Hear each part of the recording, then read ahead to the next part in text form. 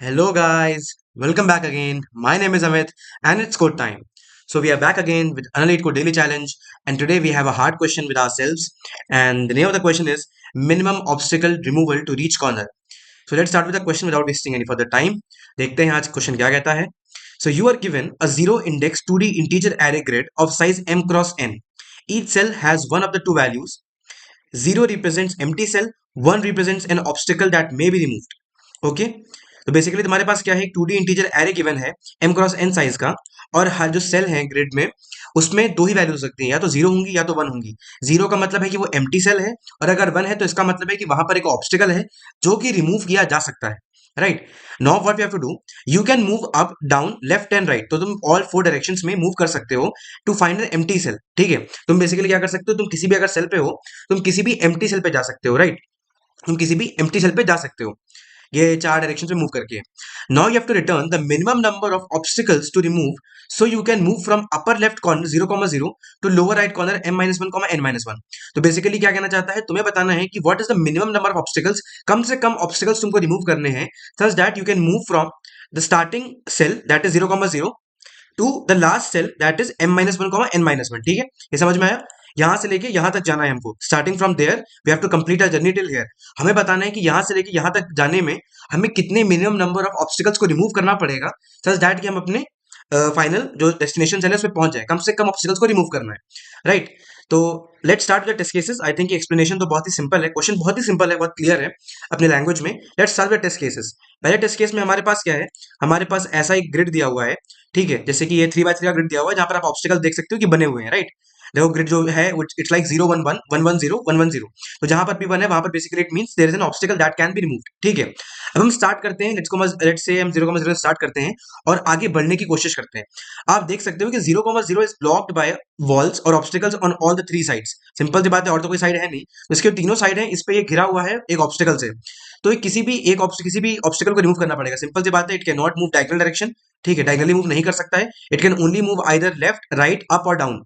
ठीक है, तो आप देख सकते हो ये राइट मूव करेगा या तो ये डाउन भी मूव कर सकता है. लेट्स से कि मैं डाउन मूव, लेट्स से मैं राइट मूव करता हूं. अगर मैं राइट मूव करूंगा तो क्या होगा, राइट में मूव अगर करूंगा तो ये वाला ऑब्स्टिकल मैं हटा सकता हूँ. राइट ये वाला ऑब्स्टिकल हट जाएगा, तो I have remove what, I have remove one obstacle. Right मैंने एक ऑब्स्टिकल हटा दिया है.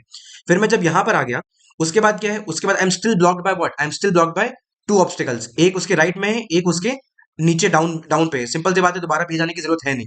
ठीक है, अब राइट पे भी जाने के लिए ऑब्स्टिकल, नीचे जाने के लिए भी ऑब्स्टिकल है, तो आप चाहे किसी को भी रिमूव कर दो. लेट से मैं फिर से राइट वाला रिमूव करता हूं. राइट वाले ऑब्स्टिकल को रिमूव किया हमने. कितने ऑब्स्टिकल रिमूव करते अभी तक, दो रिमूव कर दिए. दो ऑब्स्टिकल रिमूव करने के बाद मैं यहां पर आ जाऊंगा. इस जगह के बाद यू कैन सी कि द डाउनवर्ड सेल्स जितने भी दोनों हैं, दोनों के दोनों क्या है, एम्प्टी है. वहां पर मुझे कोई भी ऑब्स्टिकल को रिमूव करने की जरूरत नहीं पड़ेगी. So I can directly move to my destination cell. ठीक है, this is one way to go. Let say मैं कोई अलग तरीका लेता हूं. लेट से मैं यहां पर आया, फिर मैंने राइट वाला ऑब्स्टिकल हटाने की जगह पर डाउन वाला ऑब्स्टिकल हटाया. राइट तो मैं यहां पर आ जाऊंगा. अगेन क्या होगा कि मेरे पास ये जगह खाली हो जाएगी और ये जगह खाली हो जाएगी. Still I am removing two obstacles. आप कोई और डायरेक्शन ले लोगे. लेट से आप यहाँ नीचे जाते हो, राइट जाने की जगह स्टार्टिंग सेल से आप नीचे जाते हो. नीचे जाने के बाद आप इधर आओ, फिर इधर आओ, या फिर कोई और जितने भी आप वेज देख सकते हो. In all ways you can see that दो मिनिमम इतने तो आपको हटाने पड़ेंगे. दो से कम में काम नहीं चलेगा, आपको एटलीस्ट दो ऑब्स्टिकल्स रिमूव करने पड़ जाएंगे. And that's why the minimum cost और the minimum obstacle that can be remove to reach the destination cell is what, 2. That's why the answer is 2. ठीक है, फिर आते हैं सेकंड टेस्ट केस पे. सेकंड टेस्ट केस हमारा 3/5 का grid है. ठीक है, इस ग्रिड में देख सकते हैं कि starting from the first cell, यहां पर देख सकते हैं यहां पर एक पाथवे है. ये जो मैंने अभी zigzag ऑर्डर बनाया, स्टार्टिंग फ्रॉम हेयर हम नीचे गए, फिर राइट में गए, फिर राइट में, फिर ऊपर गए, फिर राइट राइट, फिर डाउन डाउन. यहां देख सकते हो बिना किसी ऑब्स्टिकल्स को रिमूव किए हम डायरेक्टली डेस्टिनेशन सेल तक जा सकते हैं. राइट हम देख सकते हैं we can reach our destination cell without removing any obstacle. ठीक है, अगर आप चाहो तो कोई ऑब्स्टिकल रिमूव भी कर सकते हो. कल को चाहे हम बोले कि हमें ऑब्स्टिकल हटाना है, आप ऑब्स्टिकल हटा दो. आप सिंपल सी बात है ऐसे भी जा सकते थे. But in that case we are removing one obstacle and we have to minimise the number of removals of obstacle. Right इसका मतलब we can reach a destination cell by removing zero और by removing none of the obstacles. तो इसका मतलब the answer that we will get is zero. Right याद रखना, तुम्हें minimum number of obstacles बताना है. ठीक है, तुम्हें क्या बताना है, मिनिमम नंबर ऑफ ऑब्स्टिकल्स बताना है. ठीक है, शॉर्टेस्ट पाथ या लॉन्गेस्ट पाथ की बात नहीं हो रही है. ठीक है, तो कंफ्यूज मत होना. हमें मिनिमाइज करना है number of removal of obstacles को. ठीक है, पाथ चाहे जितना लंबा पड़ जाए कोई बात नहीं है. ठीक है, नॉट अ प्रॉब्लम. अब हम आते हैं अपने कंस्ट्रेंट्स पे. So what are the constraints? So m is the number of rows, m is equal to grid dot length. Then we have n equal to grid of i dot size और length which basically means number of columns. जैसे कि आप जानते हो, अगर आप मेरे videos लगातार देख रहे हो तो you know I use the convention of n cross m. Questions में जनरली m क्रॉस n का ग्रिड दिया होता है, आई convert into n cross m कि n basically number of rose represent करता है. बस वेरिएबल नेम चेंज है और कुछ नहीं है. n will represent the number of rose and m will represent number of columns. Okay, फिर m और n दोनों की वैल्यू कहां से कहां तक जाती है? 10 की पावर 5 तक जाती है. And the value of m cross n goes up to 10 की पावर 5. तो m इंटू n की वैल्यू 10 की पावर 5 तक जा सकती है. तो total number of cells in the grid will range from 2 up to 10 की पावर 5. ठीक है. And the grid of ij, that is basically the value inside this array, beside inside this grid would always be 0 और 1. या तो 0 होगी या तो 1 होगी. 0 means empty cell, 1 means obstacle. और देन इट इज गिवन कि जो फाइनल और जो स्टार्टिंग सेल है, the starting cell that is grid of 0 0 and the destination cell m-1 जो कि तुम्हारा ये बॉटम राइट है. ठीक है, बॉटम राइट. ठीक है, इन दोनों में हमेशा 0 होगा. तो बेसिकली इन दोनों में कभी भी ऑब्स्टिकल नहीं होगा. ठीक है. तो I hope the question explanation is clear and the constraint is also clear. Constraints are also clear. अब आते हैं कि इसको सॉल्व कैसे करना है. ठीक है. सबसे पहले तो दिमाग में ये आइडिया डालो कि इन्होंने कहा है कि वी हैव टू बेसिकली क्या, हमें ट्रैवर्स करना. करेक्ट. हम ट्रैवर्स करते जाएंगे. हम क्या कर सकते हैं कि स्टार्टिंग फ्रॉम द 0,0 सेल हम क्या करेंगे, चारों डायरेक्शन में मूव करने की कोशिश करेंगे. राइट. जब हम चारों डायरेक्शन मूव करने की कोशिश करेंगे तब हम देखते जाएंगे कि भाई हम करंट जहां पर गए हैं वहां पर ऑब्स्टिकल है कि नहीं है. अगर ऑब्स्टिकल होगा तो उसको काउंट कर लेंगे और आगे बढ़ जाएंगे. सिंपल सी बात है. ऑब्स्टिकल रिमूवल क्या है? ऐसा तो है नहीं कि आप वहां पर जा नहीं सकते हो. बोला गया है कि ऑब्स्टिकल कैन बी रिमूव. इसका मतलब क्या है कि आप उस सेल पे जा तो सकते हो पर आपको एक +1 करना पड़ेगा टू ये दिखाने के लिए कि अच्छा हाँ आपने एक ऑब्स्टिकल हटाया है. करेक्ट. तो that is the first way कि आप क्या कर सकते हो. Starting from the first cell आप एक बीएफएस टाइप का एल्गोरिथम चला दो या फिर रिकर्जन एल्गोरिथम चला दो. ठीक है, बेसिकली रिकर्सिव अप्रोच होगा. या तो आप ब्रेथ फर्स्ट सर्च चलाओ. ब्रेथ फर्स्ट सर्च मैं क्यों बोल रहा हूँ मैं आगे आपको बताऊंगा. पर इन नाइव टर्म्स में कह सकता हूँ कि आप बस रिकर्सिवली सारे कॉम्बिनेशन ट्राई करके देखोगे कि from starting cell ending cell तक जितने भी पाथ हैं वो सब देख लोगे. Right. The brute force approach is that you will try out all the paths starting from the starting cell up to ending cell, and for each path you will see that how many obstacles you removed. The path which gives the minimum number of removals will be your answer. Correct? यही चीज है. पर ये तो भैया brute force approach है. और brute force कब चली है हमारी? ब्रूट फोर्स तो कभी नहीं चली. ठीक है. अगर आप सारे कॉम्बिनेशन ट्राई करके देखोगे ना तो आप खुद देखोगे the number of paths possible in a grid is actually exponential. अगर आप देखोगे कि हर एक सेल के पास क्या है, 4 डायरेक्शंस मूव करने के लिए हैं. So even if you know consider कि अगर मैं यही कॉम्बिनेशन ले लूं तो रफली रफली मैं ये कह सकता हूं कि 4 की पावर m इंटू एन. ठीक है, 4 की power m into N. Will this work? It will never work. Simple सी बात है. Finding these paths will be a very hectic, will be very hectic and it will be very time taking process. तो इसका मतलब ये तो नहीं कर सकते हैं. करेक्ट. अब आते हैं कि भैया अगर ये नहीं कर सकते हैं तो क्या कर सकते हैं. ठीक है, और क्या कर सकते हैं तो क्यों कर सकते हैं. सबसे पहले तो इस क्वेश्चन का ना मैं पॉइंट ऑफ व्यू बदलने वाला हूं. ठीक है, तो बहुत ध्यान से सुनना कि इस क्वेश्चन का मैं पूरा पॉइंट ऑफ व्यू ही बदलने वाला हूं. ठीक है. आते हैं अपने डॉक्स पे. यहाँ पर आप देख पा रहे होगे कि मैंने ग्रिड बना रखा है. अभी जो मैंने यहाँ पर अपने टेस्ट केस देखा था, ये वाला the second test case you have seen. ठीक है, मैंने उसी को ग्रिड के फॉर्म में, उसी को यहाँ पर ग्रिड के फॉर्म में रख रखा है. ठीक है, यहाँ पर देखो सेम वही लोकेशन है, 3/5 का ग्रिड है. ठीक है. मेरा यहाँ पर क्लेम ये है, क्लेम क्या बेसिकली मेरा अप्रोच क्या है कि you as a set in my previous videos कि आप एक ग्रिड को एक ग्राफ की तरह देख सकते हो. ठीक है. ग्रिड के बहुत सारे ऐसे प्रॉब्लम होते हैं जहां पर बीएफएस और डीएफएस अप्लाई होता है. और वो क्यों होता है? जस्ट बिकॉज कि every grid, every matrix can be visualized as a graph. ठीक है. और इसमें ग्राफ क्या हो, ग्राफ कैसे बनता है? Every cell in the matrix represents a node and the bordering cells, जो बॉर्डरिंग सेल्स हैं, जैसे कि यहाँ पर मेरे पास जैसे ये सेल है तो इसके अगल बगल वाले जितने सेल होते हैं ना, ये सब इसके क्या होते हैं? कनेक्टेड नोड्स होते हैं. तो बेसिकली ये दोनों कनेक्टेड, तो इन दोनों के बीच में एज है. So that is how we visualize a grid as a graph. ठीक है. अगर आप ये चीज, ये कॉन्सेप्ट समझ जाओगे तो it will help you a lot. क्योंकि ग्रिड के ऊपर ना बहुत सारे प्रॉब्लम्स आते हैं आगे चल के. जब आप डायनेमिक प्रोग्रामिंग पढ़ोगे ग्रिड्स के ऊपर, DP on graphs and DP on grids is very same, very similar. अगर आप ग्राफ पे डीपी लगाना सीख गए हो तो ग्रिड पे डीपी आराम से लग जाएगी. ठीक है. अगर आपको ग्राफ समझ में आ गया है और अगर ग्रिड में ऐसा कोई आया क्वेश्चन जो ग्रिड्स पे बीएफएस या डीएफएस लगाने के ऊपर प्रॉब्लम है, तो आप आराम से कर लोगे, स्मूथली कर लोगे. ठीक है, क्योंकि दोनों सेम ही है. ठीक है, दोनों को अगर आप सेम कॉन्सेप्ट पे लाइन पे लाओगे ना तो दोनों सेम कॉन्सेप्ट है. अब to make the understanding more clear, नीचे आते हैं. देख सकते हो मैंने उसी ग्रिड को ग्राफ के फॉर्म में लिख दिया है. ठीक है. You can see we have 3x5 nodes. हमने 15 नोट्स बनाई हैं. You can see the circles are basically nodes. Circles है ना, यही नोट्स है. देखो जहां जहां पर सेल में एक्स पड़ा हुआ था वहीं पर मैंने करस्पॉन्डिंग एक सर्कल बनाया है जहां पर एक्स पड़ा हुआ है. X means obstacle. ठीक है, याद रखना, एक्स मींस ऑब्स्टिकल. तो आप देख सकते हो कि this is how a grid would look like in terms of a graph structure. ठीक है. अब सिंपल सी बात है, मैंने यहाँ पर एज नहीं बनाई है. आप डायरेक्टली समझ सकते हो कि हम 4 डायरेक्शन में मूव कर सकते हैं. हमारे क्वेश्चन में बोला गया है कि we can only move in 4 directions. कि up left right and down. तो इसका मतलब है ये, जैसे कि फॉर एग्जांपल मैंने इस वाले को सेलेक्ट कर लिया, ठीक है, इस वाले को मैंने भी सेलेक्ट कर लिया, ठीक है। तो देख सकते हो इसका जो नेबर होगा या फिर इसकी जो एजेस गई होंगी वो कहाँ जाएंगी, या तो यहाँ जाएंगी, या तो यहाँ जाएंगी, या तो यहाँ जाएंगी, या तो यहाँ जाएंगी। करेक्ट, यहाँ यहाँ यहाँ यहाँ, ठीक है। तो इतना तो आपको क्लियर हो गया ना कि हम कैसे ग्रिड्स को ग्राफ के फॉर्म में विजुलाइज कर रहे हैं, कैसे हम उसको रिप्रेजेंट कर सकते हैं, ठीक है। ये हो गई बात। अब आते हैं अपने मेन टॉपिक पे कि अब मैं इस क्वेश्चन को थोड़ा ट्विस्ट करने वाला हूँ, अपने पॉइंट ऑफ व्यू को चेंज करने वाला हूँ। कैसे? आप समझो कि जब आप एक जीरो सेल से जीरो सेल की तरफ जाते हो, लेट से यहाँ पर जीरो था, सिंपल सी बात है, यहाँ खाली है तो इसका मतलब है जीरो है। आप यहां से इसकी तरफ मान लो गए, अगर आप इस वाले सेल से इसकी तरफ गए तो क्या कोई कॉस्ट पड़ता है? सिंपल सी बात है, कोई यहाँ पर क्या है, जो कॉस्ट प्रोवाइड करने वाला जो वेरिएबल है वो क्या है, ऑब्स्टिकल है। ऑब्स्टिकल का मतलब यहाँ पर कॉस्ट होने वाला है, ठीक है। टू बी क्लियर, यहाँ पर मैं पहले से एक क्लियर कर रहा हूँ कि ऑब्स्टिकल मीन्स कॉस्ट, ठीक है। ये बताओ, इस सेल से इस सेल में मूव करने का कोई कॉस्ट पड़ेगा? नहीं पड़ेगा, सिंपल सी बात है। सिमिलरली अगर इधर से इधर मुझे मूव करना हो तो कोई कॉस्ट पड़ेगा? कोई कॉस्ट नहीं पड़ेगा। यहाँ से यहाँ कोई कॉस्ट नहीं, यहाँ से यहाँ कोई कॉस्ट नहीं, no cost, no cost, no cost, no cost, no cost and no cost. तो आप देख सकते हो इस पाथ पे चलते हुए वी कैन सी दैट हमें कोई भी कॉस्ट अकर नहीं हुआ। हमने क्या हुआ, बिना किसी कॉस्ट के ये ग्राफ को ट्रैवर्स कर लिया अपने फाइनल डेस्टिनेशन तक। करेक्ट। लेट से मैं कल को कहता कि मैं यहां से यहां जा रहा हूं, मैं यहां से यहां जा रहा हूं। जब मैं इस सेल से राइट में जाता हूं तो मैं कहां जा रहा हूं, मैं एक ऑब्स्टिकल वाले सेल पे जा रहा हूं। जब भी मैं किसी ऑब्स्टिकल वाले सेल पे जाऊंगा तो इसका मतलब क्या है कि I have to remove that obstacle, तभी मैं वहां पर जा पाऊंगा। इसका मतलब for removing any obstacle we remove how much cost, we remove one cost, ठीक है। याद रखना, one removal is equal to what, मैं यहां पर एक चीज लिख देता हूं नीचे, ठीक है, साइज बड़ा कर देता हूं हल्का सा। One removal equal to one cost, no removal equal to zero cost, ठीक है। ये समझ में आ गया? एक रिमूवल करने पे मुझे एक कॉस्ट पड़ता है और कोई रिमूवल ना करने पे मुझे जीरो कॉस्ट पड़ता है, ठीक है। अब क्या है, मैं वापस अपने ग्राफ पे आ जाता हूं, ठीक है।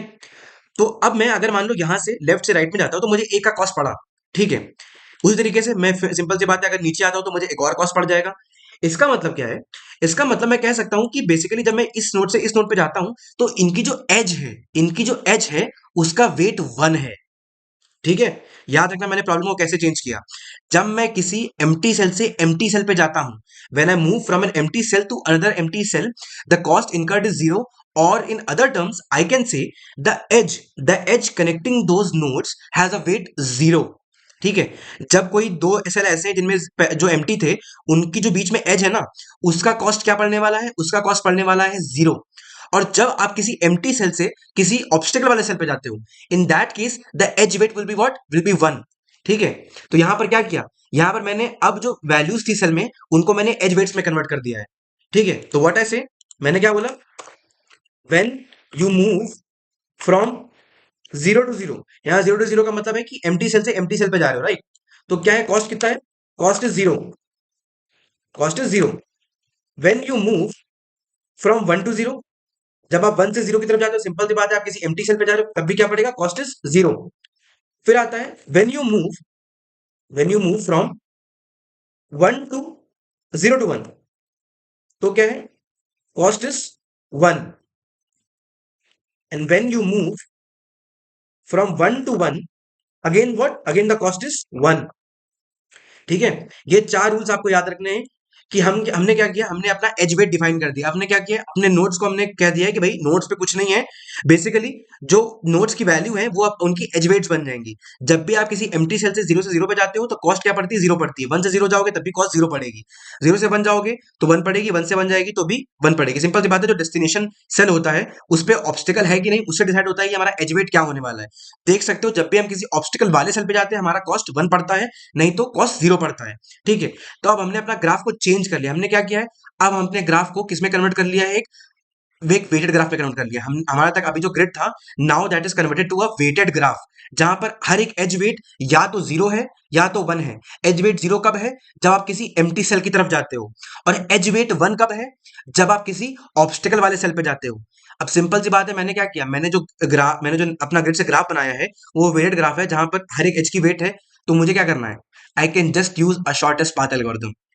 मैं यहाँ पर बस शॉर्टेस्ट पाथ का यूज करूंगा।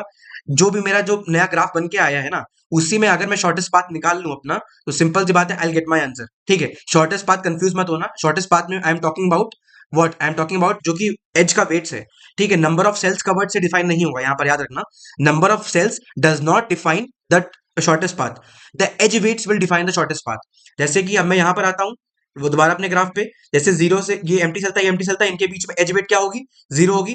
तो यहाँ से लेके यहाँ तक आने में कितना कॉस्ट लगा, जीरो। फिर ये दोनों भी ये भी यहाँ से मैं अगर यहाँ गया तो यहाँ पर भी क्या है, खाली है, तो जीरो से जीरो, फिर जीरो जीरो, फिर zero zero, zero zero zero zero zero zero zero, और एंड तक मेरा इस वाले पाथ का कॉस्ट कितना पड़ेगा, ये जिगजैग वाला पाथ जो मैंने अभी दिखा रहा हूं मैं, इसका कॉस्ट कितना पड़ेगा, इसका कॉस्ट क्या पड़ेगा, जीरो। क्योंकि यहाँ पर जितने भी एजेस थी उन सबका वेट क्या था, जीरो था। अगर लेट से आप कल को यहाँ से लेके इसके साइड पे जाते हो, जीरो से इस वाले सेल पे जाते हो, तो एज वेट क्या है, इनके बीच में वन है, तो आपका जो डिस्टेंस होगा वो क्या हो जाएगा, वो वन हो जाएगा। तो मैंने यहाँ पर क्या किया, मैंने जो ऑब्स्टिकल रिमूवल था उसको कन्वर्ट कर दिया है शॉर्टेस्ट पाथ के प्रॉब्लम में। अब मुझे क्या करना है, since I have convert this graph to a weight graph, अब मैं इस पे शॉर्टेस्ट पाथ एल्गोरिथम लगा सकता हूँ। अब आपकी मर्जी है, आपको जो भी शॉर्टेस्ट पाथ एल्गोरिथम अच्छा लगता है आप वो इंप्लीमेंट कर सकते हो, चाहे तो आप फ्लॉयड वर्सल लगाओ, चाहे तो बेलमैन फॉर्ड लगाओ, चाहे तो डाइक्स्ट्रा लगाओ, पर बेलमैन फॉर्ड और फ्लॉयड वर्सल नहीं चलेगा। आप क्या लगा सकते हो, आप लगा सकते हो डाइक्स्ट्रा, ठीक है। अब आपके पास एक ग्राफ है जिसमें हर एक एज वेट डिफाइंड है, या तो जीरो एज वेट है या तो वन है। अब इस पे आप आराम से डाइक्स्ट्रा लगाओ, आपको अपना आंसर मिल जाएगा। पर पर हम तो यहाँ पर आपको बैठे बेस्ट अप्रोच बताने के लिए, तो यहाँ पर हम डाइक्स्ट्रा से भी आगे बढ़ सकते हैं, हम डाइक्स्ट्रा से भी अच्छा टाइम कॉम्प्लेक्सिटी ला सकते हैं। क्यों, आई टेल यू व्हाई। डाइक्स्ट्रा आप तब लगाते हो जब आपको एज वेट का एक रेंज होता है। लेट से मैं कल को बोलूं कि एज वेट जो है ना, जैसे कि मतलब कि उनका हमें पता नहीं कि क्या वैल्यूज हो सकती हैं, जैसे कि 5 हो, 10 हो, 15 हो, 25 हो, 102 हो, कुछ भी हो। तो ऐसे केसेस में आप डाइक्स्ट्रा यूज करते हो when there is no definite value that any edge can get. हर एक एज का जो वेट है वो डेफिनेट नहीं है, कि हमें नहीं पता कि वो कुछ भी वैल्यू उठा सकता है किसी भी रेंज में। पर यहाँ पर हमने जो ग्राफ बनाया है ना, वो बहुत ही स्पेशल है। वो बहुत स्पेशल कैसे है, वो इस तरीके से है कि यहाँ पर हर एक एज वेट जो है वो या तो जीरो है या तो वन है। इसका मतलब every edge is basically weighted either zero और वन। जब जीरो या वन का वेट एज होता है ना, तब हम एक special type of BFS use करते हैं, जिसका मैं पहले भी एक बार जिक्र कर चुका हूं, and that is zero one BFS. Zero one BFS is a very sweet, very fine technique, जो कि आपको लॉगरिथमिक टाइम कॉम्प्लेक्सिटी से बचा सकती है। जो कि आप ई लॉग वी में जाओगे ना, प्रायोरिटी क्यू का यूज करके डाइक्स्ट्रा में, आप उससे को भी बचा सकते हो, क्योंकि आपको पता है कि आपके पास जीरो और वन ही एज वेट रहने वाला है। इसका मतलब क्या है, डाइक्स्ट्रा में क्या होता है, प्रायोरिटी क्यू क्या करता है, मेंटेन करता है जो शॉर्टेस्ट डिस्टेंस होता है उसको ऊपर मेंटेन करता है, और जो बड़े डिस्टेंस होते हैं उनको लोअर मेंटेन करता है। यहां पर हमको पता है कि दो ही एज वेट्स हैं, या तो जीरो है या तो वन है। सिंपल सी बात है, जीरो वालों को ऊपर रहना चाहिए, वन वालों को नीचे रहना चाहिए, ठीक है। तो यहाँ पर मैं ऑर्डर क्या है, instead of relying on priority queue to maintain my order, I can directly maintain my order. मैं डायरेक्टली अपना ऑर्डर मेंटेन कर सकता हूँ। क्या कर सकता हूँ, जीरो वाले जो एज वेट्स हैं, जो ऐसे एज वेट्स हैं जिनका वेट जीरो है, उनको मैं आगे से पुश कराऊं, और जो मेरे वन वाले एज वेट हैं उनको नीचे से पुश कराऊं। इससे क्या होगा, जो मेरा जो क्यू होगा ना, या फिर जो भी आप यूज करने वाले हो, उसके टॉप पे हमेशा वो वेट्स रहेंगी, वो एजेस रहेंगी, वो नोट्स रहेंगी, जिनका डिस्टेंस या फिर जिनका एज वेट जीरो है। और जिनका एज वेट वन है, वो हमारे क्यू के नीचे साइड पे रहेंगी, बॉटम साइड पे रहेंगी। तो हम इस ऑर्डर को मेंटेन कर सकते हैं zero one BFS. Zero one BFS को इंप्लीमेंट करने के लिए हम क्या यूज करेंगे, डीक्यू यूज करेंगे, ठीक है। फिलहाल के लिए हम बस कॉन्सेप्ट की बात कर रहे हैं। जीरो वन बीएफएस आप और अच्छे से पढ़ सकते हो, ठीक है। वैसे तो कुछ बहुत रॉकेट साइंस नहीं है, बट अब और टाइम ना वेस्ट करते हो, हम डायरेक्टली इंप्लीमेंटेशन पे जाएंगे कि जीरो वन बीएफएस को इंप्लीमेंट कैसे किया जाता है। याद रखो, zero one BFS is only applicable when your edge weights are either one and zero, either one या जीरो हो, या फिर मतलब दो ही वैल्यूज हो, ठीक है। मैं वन ऑन जीरो पे वो फिक्स नहीं रहूंगा। लेट से कल को ऐसा होता है कि आपका एज वेट टू और थ्री है, ठीक है। अगर लेट से आपका एज वेट हमेशा टू या थ्री होता है, तब भी आप कर सकते हैं।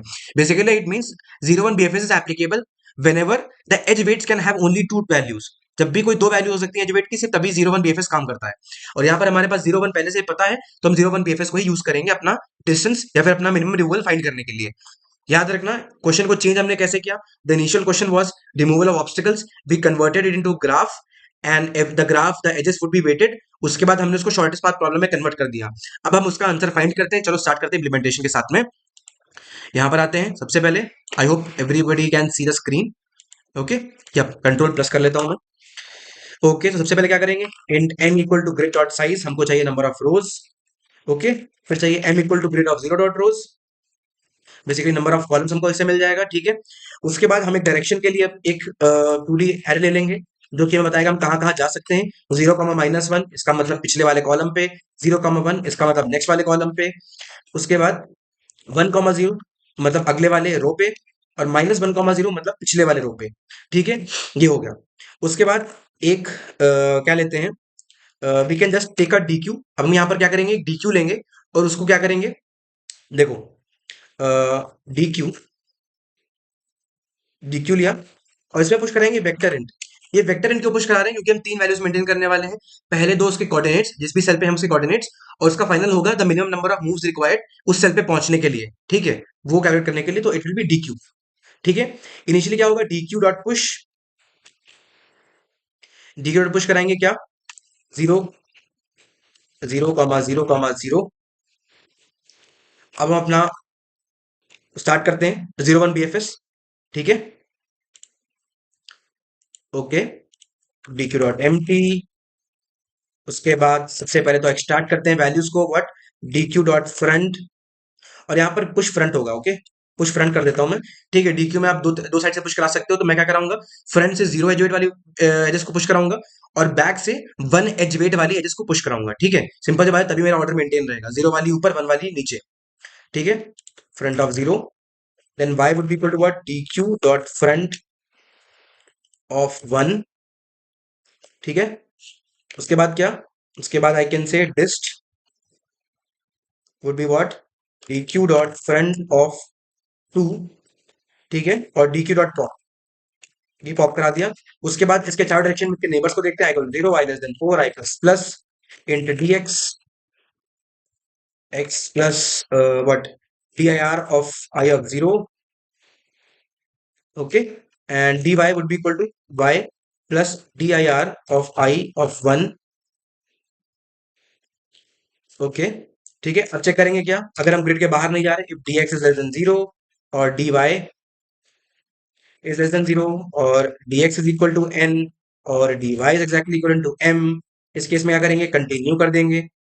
ठीक है, उसके बाद क्या करेंगे, उसके बाद क्या करते हैं, चेक करते हैं एज वेट को। एज वेट क्या मेरी होगी, सिंपल सी बात है, जब मैं एक्स से डीएक्स पे जा रहा हूँ, एक्स कॉमा वाई से डीएक्स कॉमा डीवाई पे जा रहा हूँ, तो मुझे डेस्टिनेशन सेल देखना है कि उसमें ऑब्स्टिकल है कि नहीं। तो बेसिकली क्योंकि 0 1 दिया हुआ है, तो आई कैन डायरेक्टली से कि जो एज वेट है वो मेरे ग्रिड सेल की वैल्यू के बराबर ही होगी। तो what can say, I can say grid of dx of dy. Okay, फिर हम आते हैं व्हाट, इफ ग्रिड वेट, अगर मान लो सिंपल सी बात है, वन का एज वेट है, अगर वन का एज वेट है तो क्या करोगे, D Q dot push back. याद रखो, जितने भी एज वेट्स वन वाले हैं उनको पीछे पुश कराना है, उनको कहाँ कराना है, पीछे पुश कराना है। तो क्या करेंगे, dx comma dy comma what, जब जो भी अभी तक डिस्टेंस आया है प्लस w, w यहाँ पर जीरो या वन ही होगा। ठीक है, आई होप सबको दिख रहा होगा। ओके, यप, एल्स, नहीं तो क्या होगा, else D Q dot push front dx comma dy comma dist. Simple सी बात है, कोई कॉस्ट ही नहीं है क्योंकि जीरो वैल्यू थी। ठीक है, या फिर आप चाहें तो कोई फर्क नहीं पड़ने वाला, वैसे तो आप चाहें तो directly D Q dot push dist of इतना भी कर सकते हो, क्योंकि सिंपल सी बात है, डब्ल्यू जीरो या वन होगा, तो मैं डायरेक्टली इसी सेल को कॉपी कर लेता हूँ, ये कंडीशन भी लिखने की जरूरत है नहीं वैसे। ठीक है, ये ऐसे लिख दिया, दिस इज फाइन इनफ, ये काम कर जाएगा। ठीक है, उसके बाद यहाँ पर एक कंडीशन डाल देते हैं क्या, if x is exactly equal to n minus one. अगर आप मान लो अपने डेस्टिनेशन सेल पे पहुंच गए हो, ठीक है, तब you can directly return your distance, correct, return test. अच्छा, नहीं नहीं, एक चीज करनी पड़ेगी, सॉरी, मैंने यहाँ पर ये बोल दिया कि भाई वो नहीं होगा, यहाँ पर एक्चुअली लिखना पड़ेगा, क्योंकि सिंपल सी बात है, आप जीरो वाली एज वेट्स को आगे पुश कराओगे। सो हम इसको थोड़ा सा चेंज करेंगे, कंट्रोल सी, इफ डब्ल्यू, तो अगर ये पुश बैक होगा, नहीं तो ये फ्रंट में पुश होगा, राइट, इसको फ्रंट में पुश करना है, ये भूल गए। याद रखो, जितने भी जीरो एज वेट्स हैं उनको फ्रंट में पुश करना है, जितने भी वन एज वेट्स हैं उनको बैक में पुश करना है।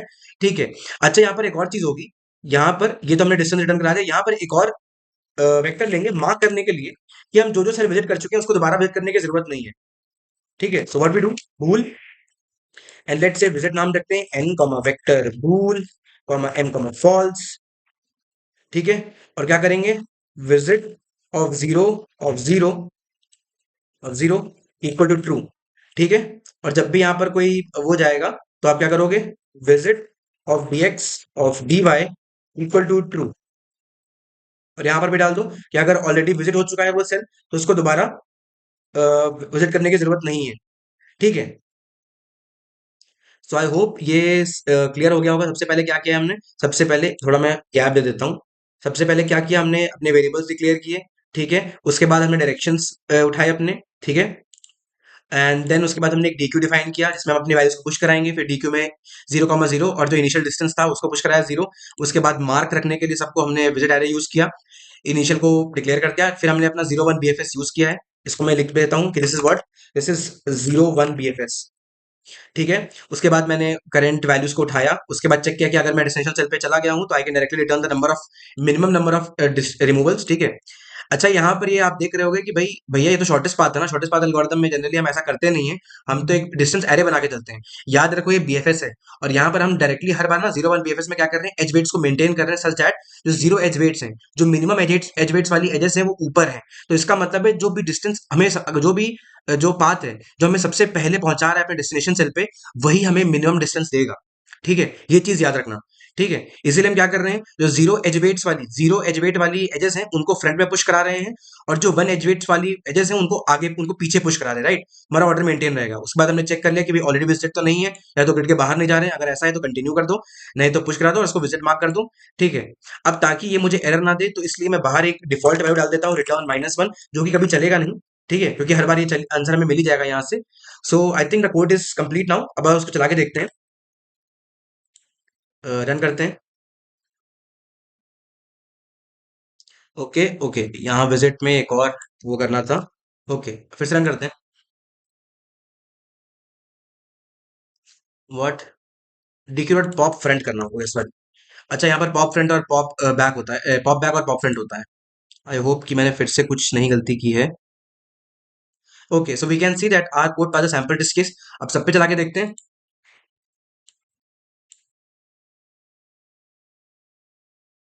सो we can see that our code passes all the test cases. ठीक है, हमारा कोड सारे टेस्ट केसेस पे काम कर गया, वेल विद इन, बढ़िया काम कर गया। ठीक है, अब आओ उसकी टाइम और स्पेस कॉम्प्लेक्सिटी को डिस्कस कर लेते हैं। सिंपल सी बात, सबसे पहले स्पेस कॉम्प्लेक्सिटी की बात करते हैं। तो स्पेस कॉम्प्लेक्सिटी क्या होगी इस अप्रोच की, हम क्या कर रहे हैं, हमने यहाँ पर एक 0 1 BFS के लिए एक क्यू यूज किया है, एक DQ यूज किया है, और DQ में क्या है, वर्स्ट केस पॉसिबल ये है कि हर एक ग्रिड पुश, हर एक सेल पुश हुआ होगा। राइट, तो इसका मतलब the space complexity would be what, order of m n cross m, n × m, ये होगी इसकी स्पेस, क्योंकि हम हर एक सेल पे जा रहे होंगे तो हमारा जो जो DQ है ना उसमें हर एक सेल पुश हुआ होगा। That's why the memory required would be order n × m। अब इसकी टाइम कॉम्प्लेक्सिटी क्या होगी, the time complexity would also be the same. ठीक है, याद रखना यहाँ पर मैं डाइक्स्ट्रा का इस्तेमाल नहीं किया है, अगर डाइक्स्ट्रा यहाँ पर होता तो ये और भी बढ़ जाता, it would have been nm log n × m। ठीक है, अगर मैं डाइक्स्ट्रा यूज करता तो n × m into log of n × m आता। ठीक है, एक लॉगरिथमिक टाइम कॉम्प्लेक्सिटी और साथ में आती, जो कि बेसिकली वैल्यूज को, एज वेट्स को मेंटेन करने के लिए प्रायोरिटी क्यू में जाती है। पर यहाँ पर क्योंकि 0 1 BFS यूज किया है, तो हमारा वो जो लॉगरिथमिक टाइम कॉम्प्लेक्सिटी का जो फैक्टर था वो भी यहाँ से हट चुका है। दैट्स वाई हम हर एक सेल को सिर्फ एक बार विजिट कर रहे हैं, and therefore our time complexity will become what, n × m। और ये इसका सबसे बेस्ट तरीका है, it is the most optimized version of this problem. सबसे बेस्ट तरीका है इसको सॉल्व करने का। एक बार फिर से देख लेते हैं, ऊपर से नीचे तक डिक्लेयर किया सब कुछ, अपने वेरिएबल्स को पुश कराया, उसके बाद मार्किंग एरे बनाया, 0 1 BFS को स्टार्ट किया। 0 1 BFS मैं आपको रिकमेंड करूंगा आप जाके पढ़ो, या फिर मैं कभी बाद में डिस्कस भी करूंगा इसे। ओके, एंड देन फिर हम जो 0 एज वेट्स है उनको आगे पुश कराते हैं, 1 एज वेट्स को पीछे पुश कराते हैं। जब भी हम अपने फाइनल सेल पे पहुंच जाते हैं, we can directly return the number of moves, या फिर जो भी नंबर ऑफ रिमूवल्स हैं। ठीक है, याद रखो हमने रिमूवल के प्रॉब्लम को शॉर्टेस्ट पाथ प्रॉब्लम में कन्वर्ट किया है। आई होप कि आपको विजुअलाइजेशन जो मैंने दिखाया था उसे समझ में आया होगा कि ये प्रॉब्लम किस तरीके से अप्रोच किया गया है। Okay, and that is all for today, guys. I hope you like the explanation, you like the code part. If you do like, then do like, share, subscribe and comment. Like करो यार, share करो, subscribe करो, comment करो। पिछले काफी time से views नहीं आ रहे हैं ज्यादा, people are not seeing the videos at all. I think कि लोग बिजी भी हैं, but I will still request everyone हो, एंड आई होप कि आप लोग वीडियोस को देखोगे। ठीक है, डिटेल एक्सप्लेनेशन होता है आपके लिए ही है, so it will B best for everyone, it will best for you. ठीक है, आपके लिए बेनिफिशियल बहुत होगा। ठीक है, एंड बेसिकली हार्ड और मीडियम क्वेश्चन से काफी कुछ सीखने को मिल जाता है। इट्स ऑलवेज बेस्ट कि आप कॉन्सेप्ट को नए कॉन्सेप्ट, नए तरीके को एक्सप्लोर करो, उन्हें समझो, क्योंकि it will help you out in any way. ठीक है, and you can follow me LinkedIn, Instagram, those links will be description. You can also join the WhatsApp community channel and the Telegram channel for daily updates. और हाँ, bell icon को press करके रखो ताकि आपको हर दिन वीडियो टाइम से मिल जाए। And we'll meet again tomorrow with LeetCode daily challenge. कल देखते हैं हमारे पास क्या आता है, हार्ड, मीडियम है, इजी। पर तब तक के लिए जाओ गाइस, बाय बाय, ध्यान से पढ़ाई करो, मौज करो, क्वेश्चंस ग्राइंड करो, प्रैक्टिस करते रहो। Bye, signing off, Radhe Radhe.